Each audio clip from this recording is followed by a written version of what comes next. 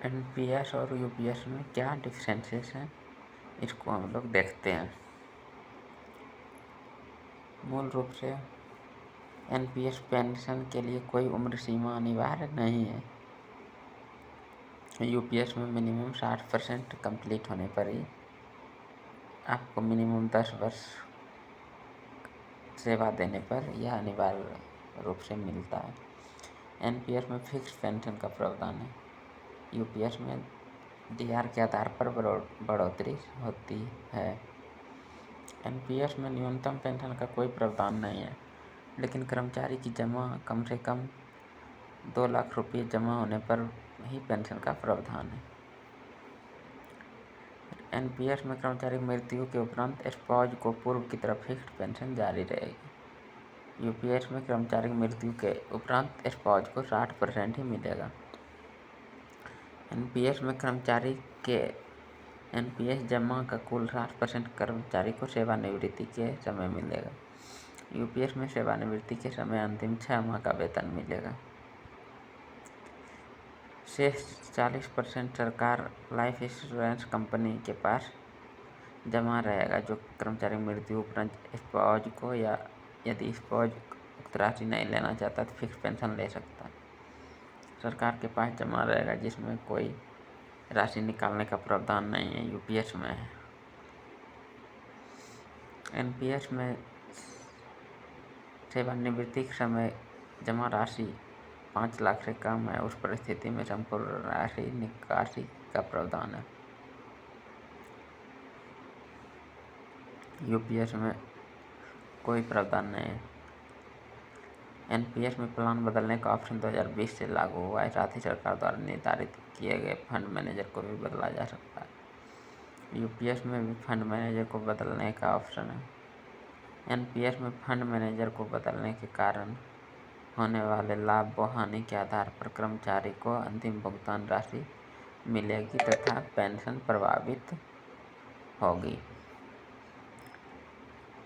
UPS में fund manager बदलने पर राशि का कर्मचारी एवं स्पाउस की मृत्यु के उपरांत 40% जमा राशि नॉमिनी को देय होगा। यूपीएस में कर्मचारी एवं स्पाउस की मृत्यु उपरांत शेष राशि जमा देय नहीं होगी। एनपीएस में जमा राशि के 40% राशि के आधार पर कर्मचारी की पेंशन निर्धारित होता है। इसमें यूपीएस में कर्मचारी को देय अंतिम 12 माह के मूल्य का औसत वेतन प्लस का 50% प्लस डीआर पेंशन दी जाएगी।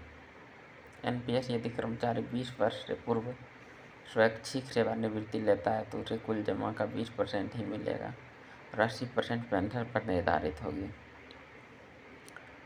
इसमें क्या है, कर्मचारी द्वारा 25 वर्ष सेवा पूर्ण करने पर ही पूर्ण पेंशन का हकदार होगा, जो 60 वर्ष की आयु पूर्ण होने पर प्रारंभ होगी। इसके बाद फिर एनपीएस और यूपीएस में क्या है कि कर्मचारी का कटौती एनपीएस में भी 10% होते हैं। यूपीएस में भी सरकार द्वारा एनपीएस में 14% जमा किया जाता है। यूपीएस में 18.5। एनपीएस बाजार जोखिम पर आधारित है, क्योंकि रिटर्न बाजार से जुड़े फंडों के प्रदर्शन पर निर्भर करता है।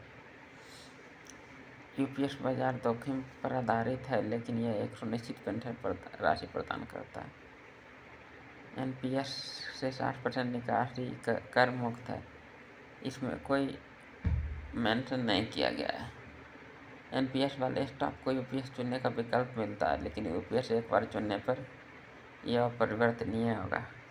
कर्मचारी की सेवा से बर्खास्त निष्कासित स्वैच्छिक सेवानिवृत्ति पर भी पेंशन का प्रावधान है।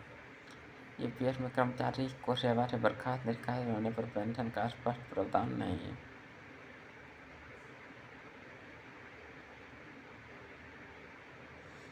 ये कुछ आपके एनपीएस तथा यूपीएस में डिफरेंसेस हैं, तो आप अपने अनुसार से देखिए कौन बेटर है। थैंक्स।